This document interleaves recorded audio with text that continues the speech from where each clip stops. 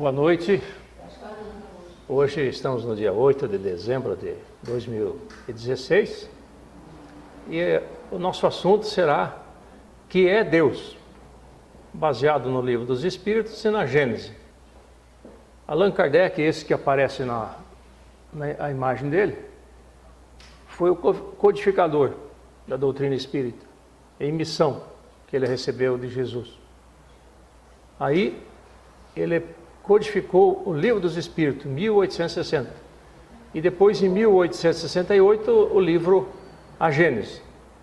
E baseado, então, nesses dois livros é que faremos a pequena exposição de hoje. No Livro dos Espíritos, na primeira questão, que são 1019 questões ou perguntas, mas na primeira, a pergunta é feita da seguinte forma: o que é Deus? Não é quem é Deus, é o que é Deus, que é Deus. E daí os espíritos que auxiliaram na codificação, espíritos elevados, de alto padrão, responderam da seguinte forma: Deus é a inteligência suprema, causa primária de todas as coisas. Daí Kardec lança uma segunda pergunta: o que devemos entender por infinito? E veio a resposta: aquilo que não tem começo nem fim, o desconhecido. Todo o desconhecido é infinito. Na terceira questão, poderíamos dizer que Deus é o infinito? E veio a resposta dos espíritos: definição incompleta, pobreza da linguagem dos homens, insuficiente para definir as coisas que estão além de sua inteligência. E o Allan Kardec faz um comentário nesse ponto. Deus é infinito nas suas perfeições, mas o finito é uma abstração. Dizer que Deus é o infinito é tomar o atributo de uma coisa por ela mesma, definir uma coisa ainda não conhecida por outra que também não o é. Assim nós vamos dar início a uma perspectiva muito profunda do que seja Deus. Ainda como encarnados aqui na Terra, espíritos que talvez tenhamos uma boa bagagem, mas mesmo assim ainda não temos condições de fazer uma avaliação do que seja Deus. A primeira coisa que temos que fazer é tirar a ideia que Deus é igual a nós. Ele não é igual a nós. Jesus se fez, mas Deus está além do que nós possamos imaginar. E o que é infinito? Se nós olharmos agora à noite para o nosso céu, nós vamos ver estrelas, e qualquer delas é muitas vezes maior que o nosso planeta Terra. Só para nós termos uma ideia. Daí falamos em galáxias e vamos abrindo esse universo, abrindo, e mesmo assim não chegaremos em Deus, que na verdade é o Criador de tudo e principalmente Criador do Espírito, que somos nós individualizados.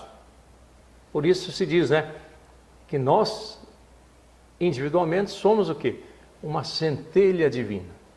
Bilhões e bilhões de pontinhos, de pinguinhos, que representa cada um de nós, somados, obra de Deus. Assim como a natureza, os animais, etc, etc. Vamos ver agora, provas da existência de Deus. Na questão número 4, Allan Kardec pergunta: onde se pode encontrar a prova da existência de Deus? E vem a resposta: no axioma que aplicais às vossas ciências, não há efeito sem causa. Procurai a causa de tudo o que não é obra do homem, e a vossa razão responderá. Para crer-se em Deus, basta se lance olhar sobre as obras da criação. O universo existe, logo tem uma causa. Duvidar da existência de Deus é negar que todo efeito tem uma causa e avançar que o nada pode fazer alguma coisa. Eu vou ler um pouco mais hoje porque eu não posso mudar o que está escrito numa obra perfeita. A pergunta número 5. Que dedução se pode tirar do sentimento instintivo que todos os homens trazem em si da existência de Deus? A resposta: a de que Deus existe, pois de onde lhes viria esse sentimento se não tivesse uma base? É ainda uma consequência do princípio, não há efeito sem causa.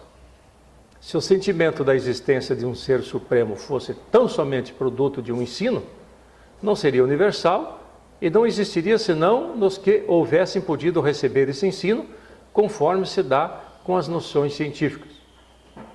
Vamos então elevar mesmo os nossos pensamentos. Vamos abrir a nossa mente para imaginarmos que é Deus. Atributos da divindade. Nesse ponto, na pergunta 10, Allan Kardec perguntou o seguinte: pode o homem compreender a natureza íntima de Deus? A resposta: não. Falta-lhe para isso o sentido. Outra pergunta: será dado um dia ao homem compreender o mistério da divindade? Vem a resposta: quando não mais tiver o espírito obscurecido pela matéria, quando pela sua perfeição se houver aproximado de Deus, ele o verá e compreenderá.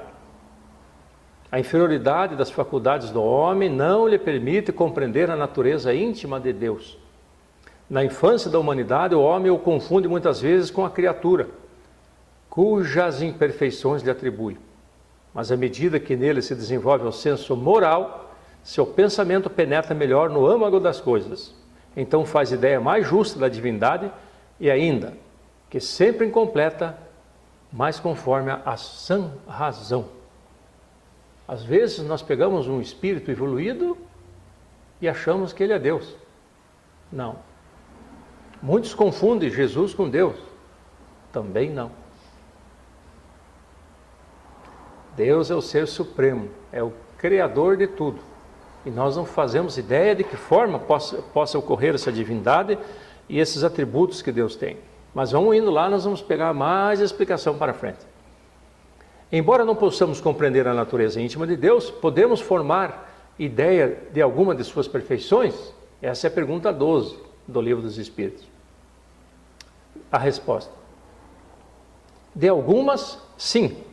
O homem as compreende melhor à proporção que se eleva acima da matéria, entrevê-las pelo pensamento.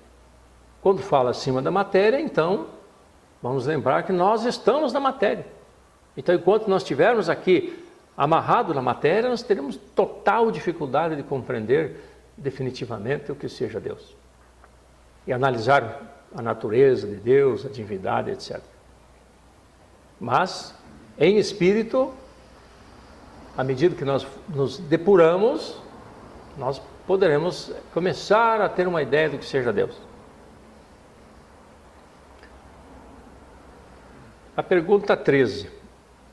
Quando dizemos que Deus é eterno, infinito, imutável, imaterial, único, onipotente, soberanamente justo e bom, temos ideia completa de seus atributos?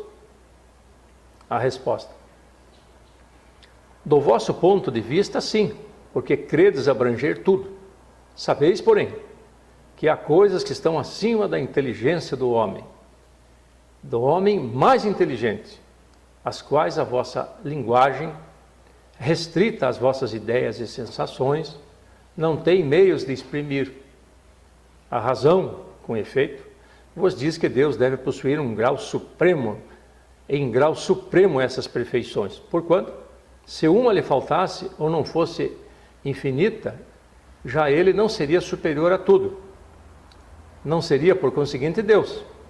Para estar acima de todas as coisas, Deus tem que se achar isento de qualquer vicissitude e de qualquer das imperfeições que a imaginação possa conceber. Explicando item por item. Deus é eterno. Se tivesse tido princípio, teria saído do nada, ou então também teria sido criado por um ser anterior. É assim que, de degrau em degrau, remontamos ao infinito e à eternidade. Olha só. Então Deus é eterno. Deus é imutável. Se estivesse sujeito às mudanças, as leis que regem o universo, nenhuma estabilidade teria. Vamos analisar a perfeição das medidas, da profundidade, da largura, do tamanho, né? Os astros fazendo as suas trajetórias com perfeição, a obra de Deus, porque Ele é perfeito. Então não tem como mudar isso. É imaterial? Deus é imaterial?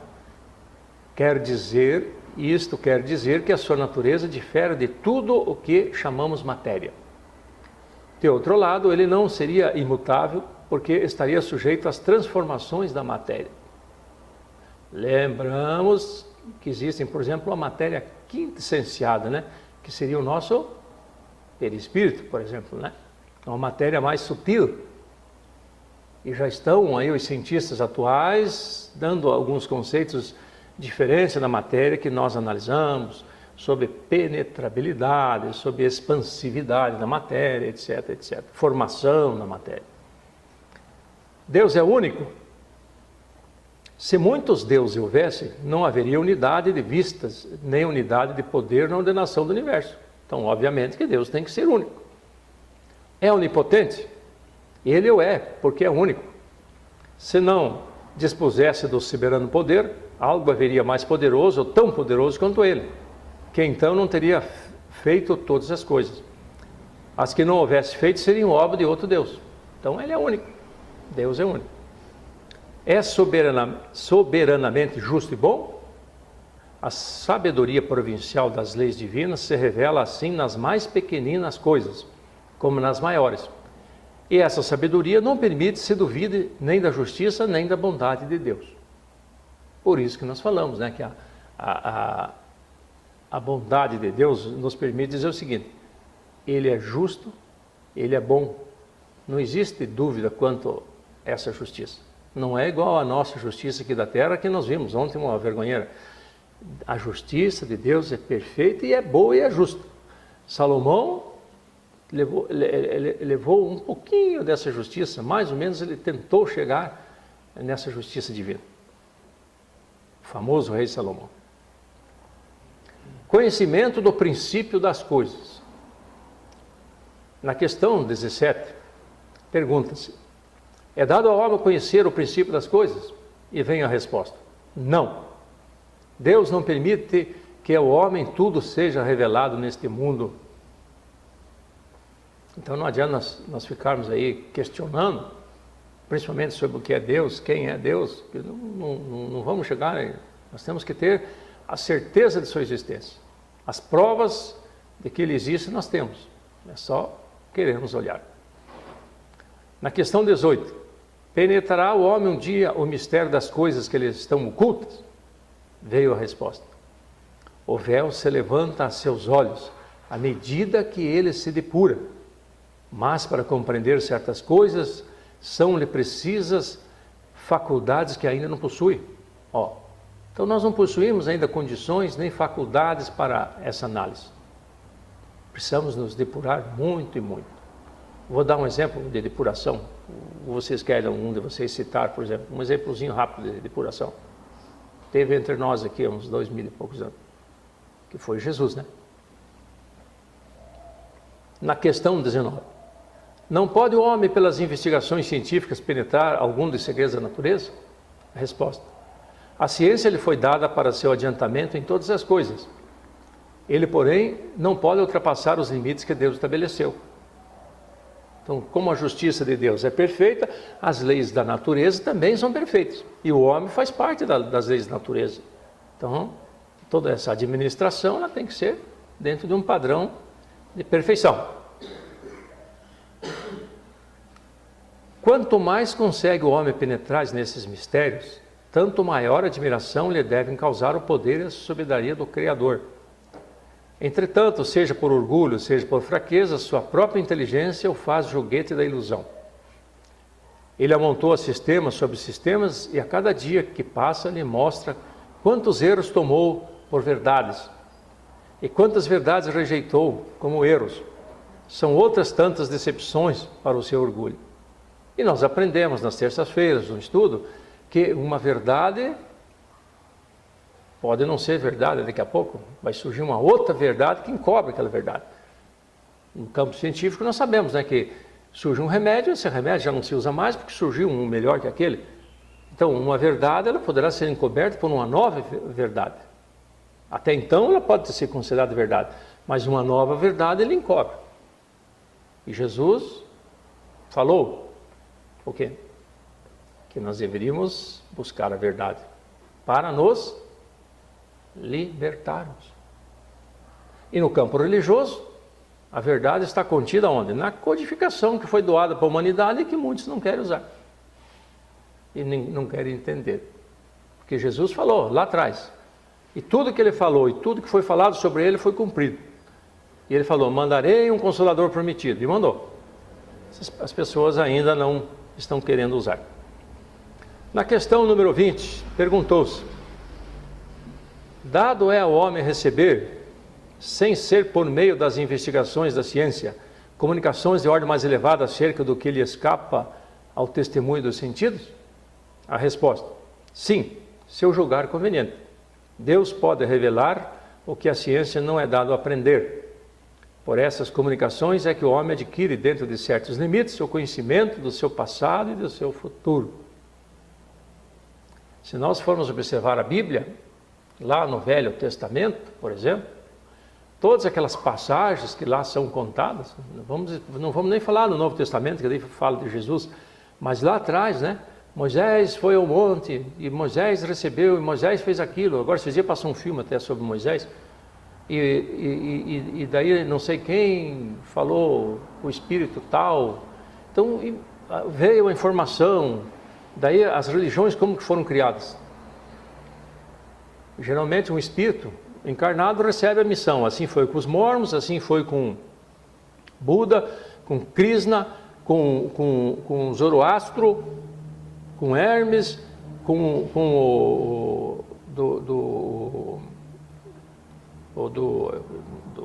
desse pessoal que está um pouco radical, eu esqueço o nome da religião ali, do Maomé, todos eles receberam, e Allan Kardec, receberam, da onde que eles receberam essas informações?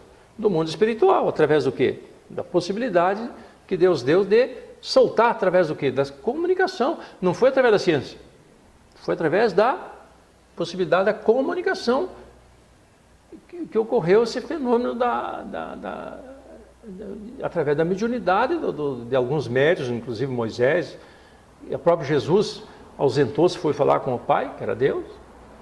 Então, através dessa comunicação que vieram todas essas informações precisas e verdadeiras. E agora, então, eu fiz um resumão do Livro dos Espíritos sobre Deus, e agora vamos entrar na Gênesis, que é essa obra de Allan Kardec, codificada. Ela foi recebida dos Espíritos em 1868. E a Gênesis contém os milagres e as predições segundo o Espiritismo. Mas é muito profundo. Eu recomendo, inclusive, aos senhores que deem uma lida na Gênesis. Ela é muito profunda.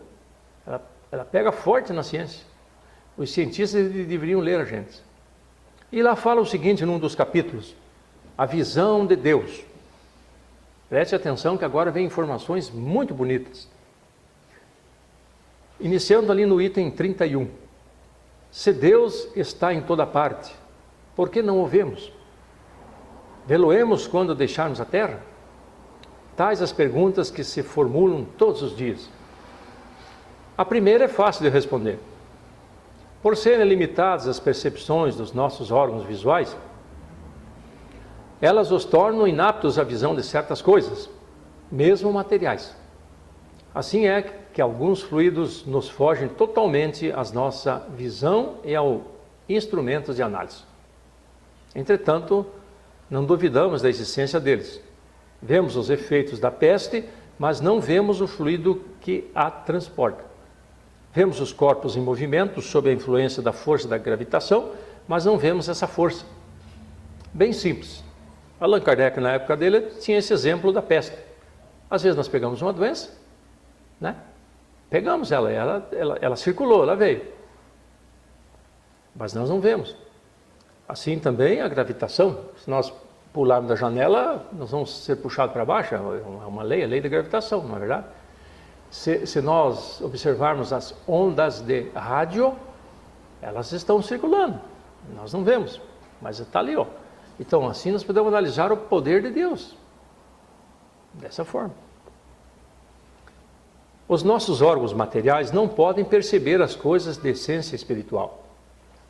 Unicamente com a visão espiritual é que podemos ver os espíritos e as coisas do mundo imaterial.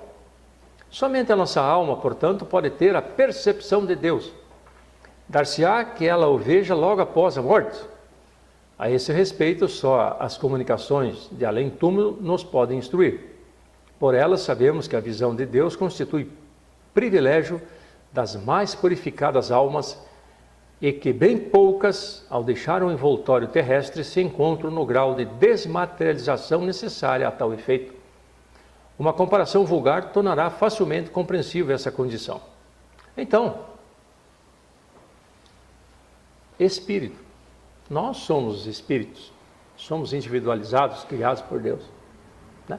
Então, o nosso espírito é que poderá ter essa condição e, na verdade, aquele espírito evoluído, cada vez mais evoluído, como Jesus, por exemplo, que terá acesso a Deus. Então vamos lá, aquele exemplo. Uma pessoa que se acha no fundo de um vale, envolvido por densa bruma, não vê o sol. Entretanto, pela luz difusa, percebe a claridade do sol. Se começa a subir a montanha, à medida que for ascendendo, o nevoeiro se irá dissipando e a luz ficará cada vez mais viva. Contudo, ainda não verá o sol. Só depois que se haja elevado acima da camada brumosa e chegando a um ponto onde o ar esteja perfeitamente límpido, ela o contemplará em todo o seu esplendor. Então, quando nós chegar lá no pé do morro, tudo aberto e limpo, nós vamos ver o sol. Lá embaixo nós temos só uma sensação de que ele existe, mas está encoberto. Agora vamos trazer para o lado da alma. O mesmo se dá com a alma, ou o espírito. O envoltório perispirítico, conquanto nos seja invisível e impalpável, é com relação a ela verdadeira matéria, ainda grosseira demais para certas percepções. Esse invólucro, porém, se espiritualiza, à proporção que a alma se eleva à imoralidade. As imperfeições da alma são quais camadas nevoentas que lhe obscurecem a visão. Cada imperfeição de que ela se desfaz é uma mácula a menos. Todavia, só depois de se haver depurado completamente é que goza da plenitude de suas faculdades. Então nós sabemos que nós somos dotados de corpo físico aqui na Terra, de perispírito e de espírito. Espíritos somos nós, nossa inteligência, o nosso HD, a nossa memória, onde está tudo registrado. E o perispírito se liga nesse espírito e ele passa a ser difusor. É ele que percebe. Então, na verdade, ele é o intermediário entre o espírito e o corpo físico, no caso de nós encarnados. Se nós não estiver na carne, só ficará o espírito e o perispírito. E esse perispírito vai se moldar de acordo com os mundos onde possa ir, ou lá no mundo espiritual, da maneira que ele quiser. Por exemplo, se ele quiser, vamos pegar Leocádio Correia. Nós fazemos aquela imagem do Leocádio Correia, nós temos aquela foto dele, né? É aquela imagem que nós temos dele. Mas ele pode moldar essa imagem de outras formas. Nós imaginamos Jesus como um moço de 33 anos, que ele chegou até lá, lê do engano. Talvez seja o espírito mais velho que anda por aí, né? De repente ele pode aparecer como um velhinho para nós, né? E aqui fala o quê? Que nós, à medida que formos evoluindo, então o espírito precisa se elevar, evoluir. Por isso que Antônio Green fala, fora da evolução não há salvação. Não é fora da caridade, fora da evolução, em se tratando de espírito, que somos nós.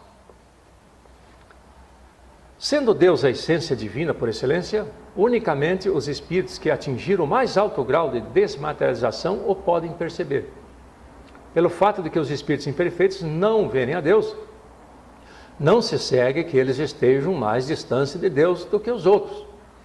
Esses espíritos, como os demais, como todos os seres da natureza, se encontram mergulhados no fluido divino, do mesmo modo que nós o estamos na luz, O sol está lá, é para todos. Imagina, sol é Deus, então ele vai clarear a todos. Mas uns estão na escuridão, outros não, mas todos poderiam ser atingidos.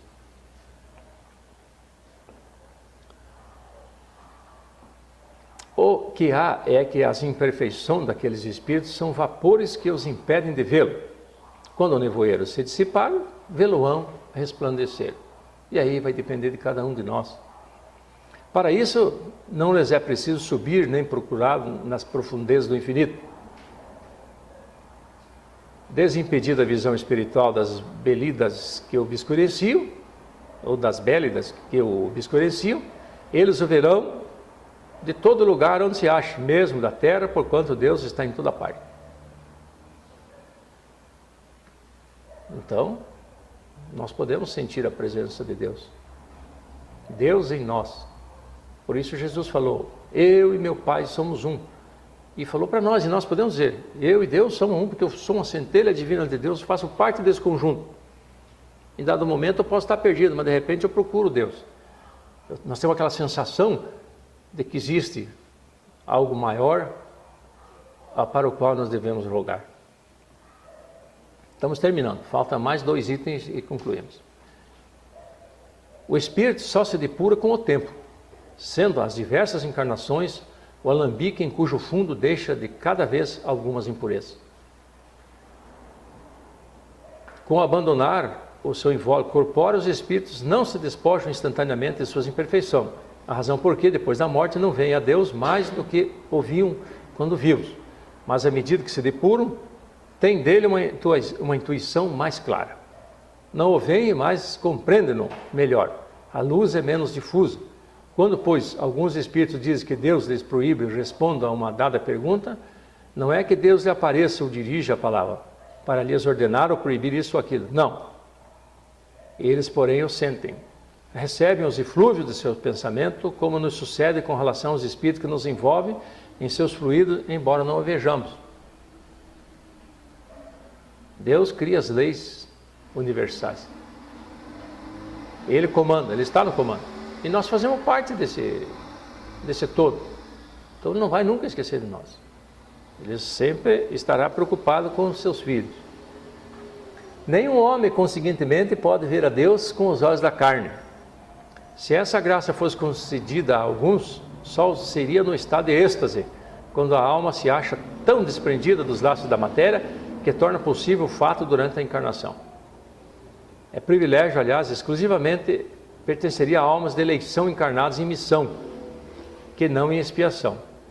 Mas como os espíritos da mais elevada categoria refulgem de ofuscante brilho, pode dar-se que espírito menos elevado, encarnados ou desencarnados, maravilhados com o esplendor de que aqueles se mostram cercados, suponham estar vendo o próprio Deus.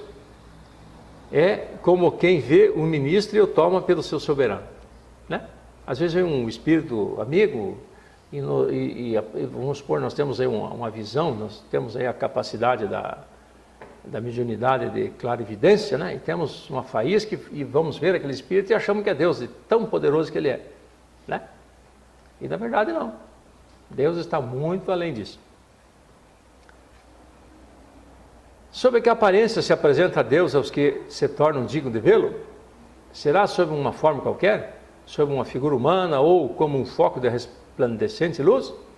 A linguagem humana é impotente para dizê-lo, porque não existe para nós nenhum ponto de comparação capaz de nos facultar uma ideia de tal coisa. Somos quais cegos de nascença a quem procurassem inutilmente fazer compreendessem o brilho do sol. A nossa linguagem é limitada pelas nossas necessidades e pelo círculo das nossas ideias. A dos selvagens não poderia descrever as maravilhas da civilização. A dos povos mais civilizados é extremamente pobre para descrever os esplendores dos céus. A nossa inteligência, muito restrita para os compreender, e a nossa vista, muito fraca, ficaria deslumbrada. Eu acho que nós tivemos hoje uma ideia sucinta, tanto do livro dos Espíritos e da Gênesis, do que seja Deus. Então, Se nós temos uma pirâmide, lá no topo está Jesus. Aqui para a Terra, né? Porque ele é o governador do planeta Terra. Mas aberto para todo esse universo que nós vemos está Deus. É assim que nós vamos pensar. Na pirâmide, ó, nós estamos aqui embaixo da pirâmide, ela se fecha, lá em cima Jesus. E olha, imagina as camadas que vêm se formando e nós aqui embaixo. Mas lá em cima Jesus olhando para o infinito, e vai além do infinito, que o infinito não tem fim, aí nós poderemos de repente pensar, onde está Deus? Está por aí, mas ele está aqui também. Ele está em toda parte. Ele está na matéria fora dela. Ele é perfeito, ele é eterno, é imaterial, é imanente, é justo e é bom. E não desampara um dos seus filhos. E nos dá a chance de estarmos aqui passando por provas e por expiações neste planetinha escola, que não representa nem um grão de areia do universo, nem um grãozinho de areia do universo, nem uma sementinha de mostarda, de tão ínfimo que é o planeta Terra. Eu vos agradeço pela oportunidade de nós analisarmos um pouquinho sobre o Livro dos Espíritos e a Gênese, falando do nosso Criador. Muito obrigado.